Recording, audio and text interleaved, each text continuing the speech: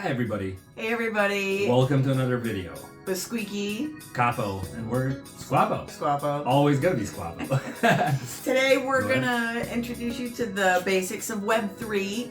If you're new to crypto, be sure to stay till the end, as we'll go over some important safety tips once you've gotten your bearing. And it's important.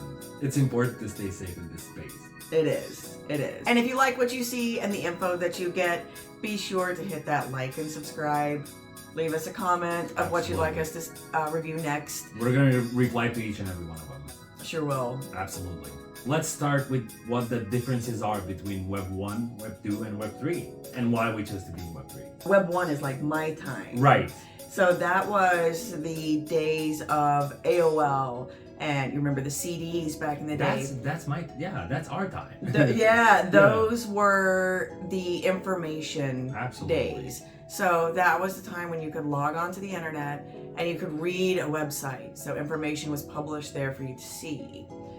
News and everything. It was just that's what it means. But you could not create content on those websites. So read only. Hence the birth of Web 2. Think Facebook, think MySpace, what else we got? TikTok, or whatever was first. Yeah. So we started being able to create content. But what was the drawback there?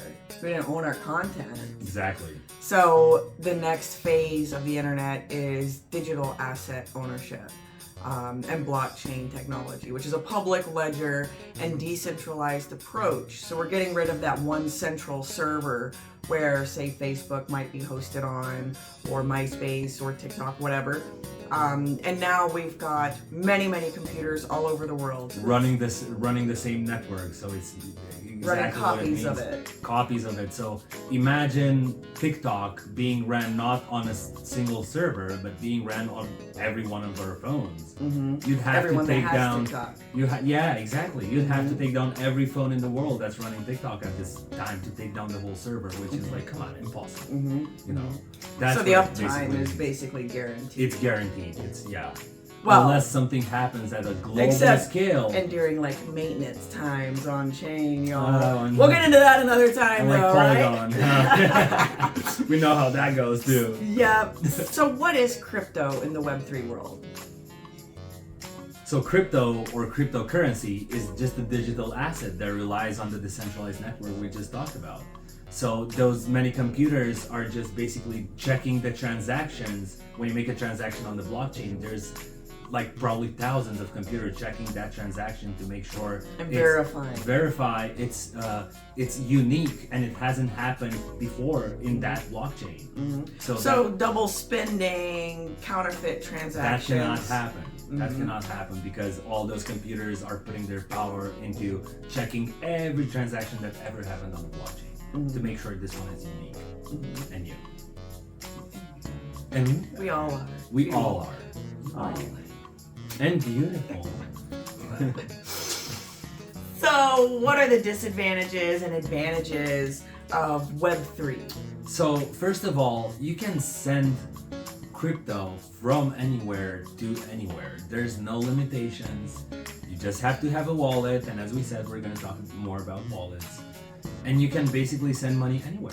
You don't have to have the same app as somebody else. Like you have PayPal, for example. The other person has to have PayPal in order to receive your money and has to create an account and everything.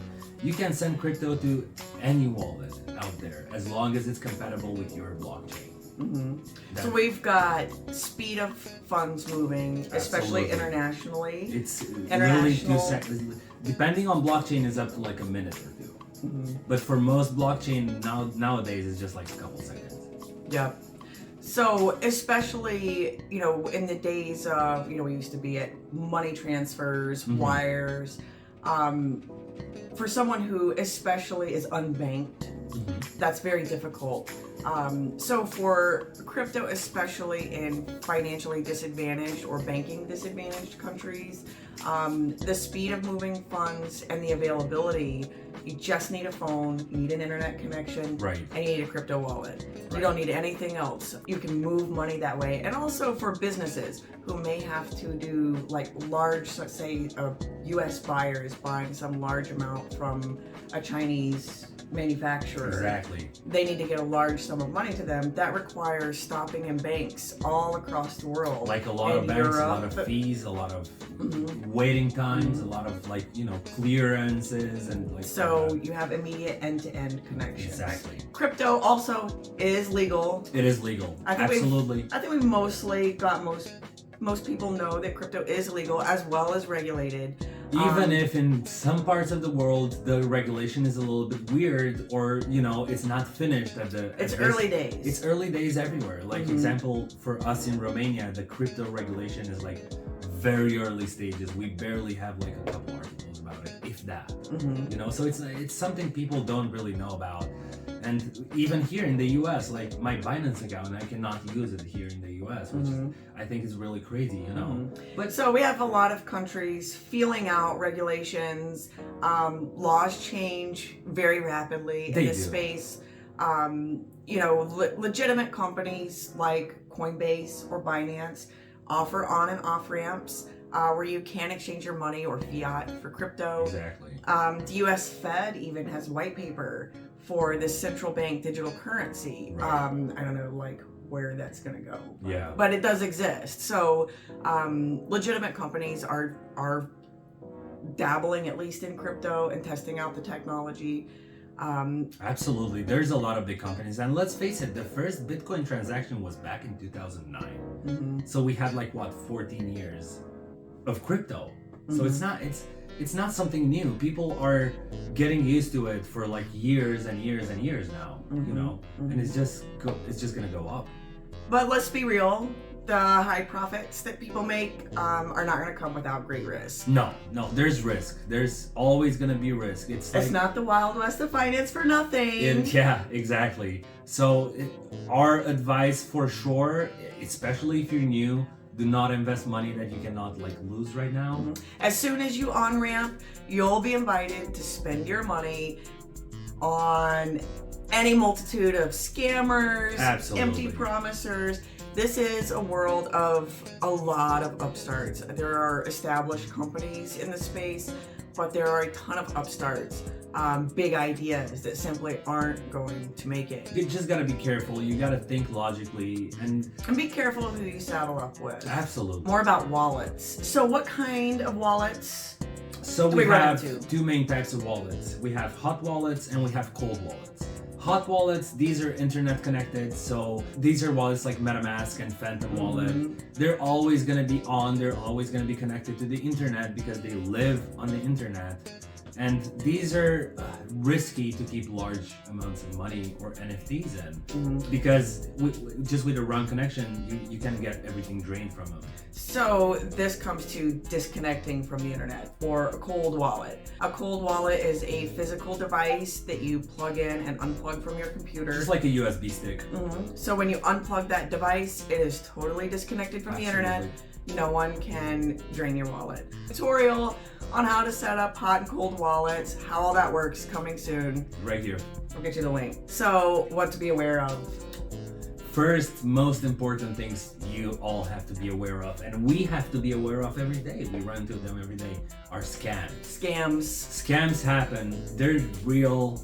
90% of the space, in my opinion, is scams. Maybe, yeah, a lot. Yeah, there a big are. Percentage. It's so easy to create a token. It's so easy. But it's just because people are not careful enough, and they have somebody to feed off. If you're careful, we've never been scammed. We've been in this space. We've been in this space for a year. Knock on wood. Knock on wood. Yeah, exactly. But we've never been scammed, and it's just because we've been extra careful. We never click on links that come to us in DMs, no matter what they are, because they can make them look like they're legit in the DMs on whatever platforms. There are bad actors who obviously would send you the bad links, send you private messages on social media platforms, obviously projects. They can they'll get you to mint and then drain your wallet. We've gone through it. We didn't get scammed, but we've gone through a whole server-wide scam where somebody basically scammed one of the community managers, took his account over and started posting mint links. And that was from a verification from link. From a captcha bot actually. From a fake captcha bot, which is crazy. Nothing that comes in DMs is safe. It doesn't matter who it is. They can be hacked can be sending you links. Be careful out there. If you don't folks. know him in real life and you can call him and ask, hey, what's this link about? Just don't do it. It's better for everybody. For real. The other thing is the irreversibility of transactions. Once you have made a transaction on the blockchain, it's been verified by all those thousands of computers. It's done. You're not getting your money back. It's on the blockchain forever. It's on the blockchain. There's no forever. getting it out.